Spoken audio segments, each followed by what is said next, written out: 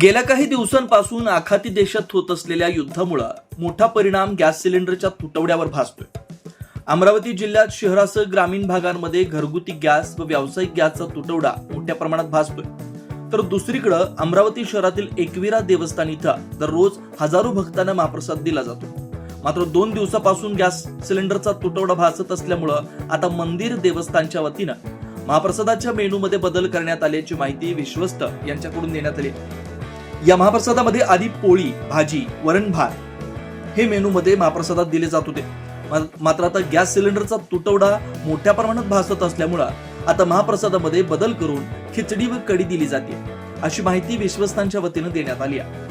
तर 40% चुलीवर 60% गॅसवर आता महाप्रसाद बनवला जातोय। अमेरिकेच्या युद्ध सुरू आहे, तर ह्या युद्धाचा परिणाम आता भारतावर सुद्धा पडलेला आहे। आपण जर पाहिलं तर भारतात विविध राज्यांमध्ये सिलेंडरचा तुटवडा मोठ्या प्रमाणात पडलेला आहे। आपण सध्या अमरावतीच्या एकविरा देवी या ठिकाणच्या मंदिरा ठिकाणी आहोत। या ठिकाणी जर पाहिलं तर दररोज 1000 ते 1500 भाविक भक्त या ठिकाणी महाप्रसादाचा लाभ घेतात। आपण जर पाहतो तर या ठिकाणी महाप्रसादामध्ये या ठिकाणी पोळी, भाजी, डाळ, विविध पदार्थ या ठिकाणी भक्तांना दिल्या जाते। परंतु या इस्रायलच्या युद्धानंतर, अमेरिकेच्या युद्धानंतर आता या महाप्रसादामध्ये या ठिकाणी चेंजेस करण्यात आलेले आहेत।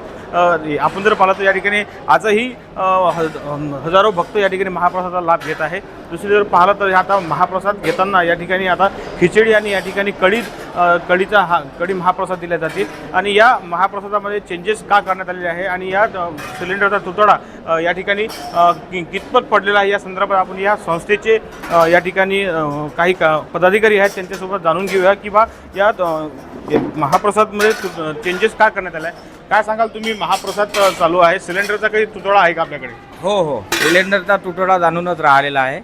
आणि मग आता सिलेंडरचा तुटवडा असल्यामुळे आमचा जो मेनू आहे त्याच्यामध्ये आम्ही थोडासा कमी केला आहे। म्हणजे पहिले जसं चपाती, वरण, भाजी, एक स्वीट आणि कढी करत होतो, आता आम्ही ते मेनू कमी केले आहे। आम्हाला कमीत कमी याच्यात करायचं आहे आणि 40% आम्ही ते चुलीवर करून राहिलेलो आहे।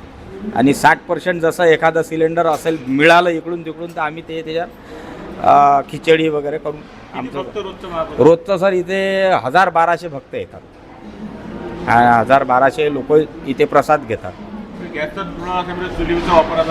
हो, चुलीचा वापर करावाच लागेल ना सर, कारण आता त्यांनी बंद करून दिले, सिलेंडरच नाही आहे, मग चालवा तर लागेलच, तर ते चालेल सर। नक्कीच जर आपण जर पाहिलं तर या ठिकाणी गॅसचा सिलेंडरचा तुटवडा निर्माण झाल्यामुळे आता या ठिकाणी चुलीचा वापरसुद्धा केला जात आहे। महाप्रसाद भक्तांना मिळावा यासाठी या मंदिर संस्थेच्या वतीने चूल पेटवून या ठिकाणी 40% चूल आणि 60% गॅस अशा प्रकारे महाप्रसाद बनवला जाते। आणि विशेष म्हणजे दररोज जो महाप्रसाद दिला जात होता त्या महाप्रसादामध्ये आता चेंजेस करण्यात आलेले आहे। पोळी, भात, वरण आणि शिरा वगैरे हे जे पदार्थ या ठिकाणी महाप्रसादामध्ये देण्यात येत होते ते आता बंद करण्यात आले आहे। आणि आता फक्त खिचडी आणि या ठिकाणी जर आपण पाहत असाल तर कढी हे 2 पदार्थ महाप्रसादामध्ये दिले जात आहेत। त्यामुळे या संपूर्ण युद्धाचा परिणाम आता संपूर्ण अमरावती जिल्ह्यामध्ये सुद्धा आपल्याला दिसून येत आहे। मी किरण होले, जनविकास न्यूज, अमरावती। अशाच वेगवान घडामोडी पाहण्यासाठी आमच्या चॅनलला लाईक व सबस्क्राईब करायला विसरू नका।